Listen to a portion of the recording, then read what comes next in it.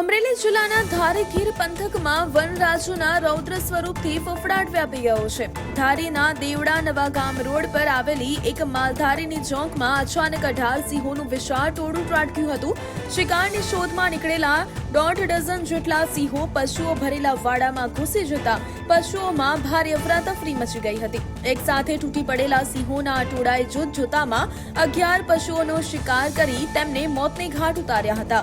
પોતાની નજર સામે પશુધનનો શિકાર થતો જોઈ માલધારી લાચાર બની ગયા હતા. આટલી મોટી સંખ્યામાં સિંહો એક સાથે ત્રાટકતા સ્થાનિકોમાં ભયનો માહોલ જોવા મળી રહ્યો છે.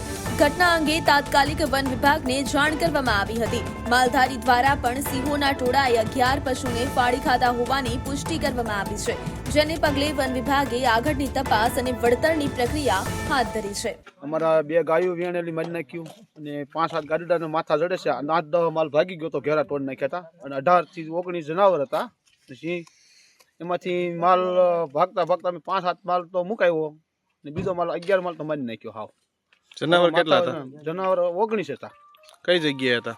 આપણે નવા ગામ રોડ ઉપર ફતેગઢના આપણે દેવળાના પાસે પુલ રહ્યો ને, પુલ પાસે ફતેગઢ રોડ ઉપર.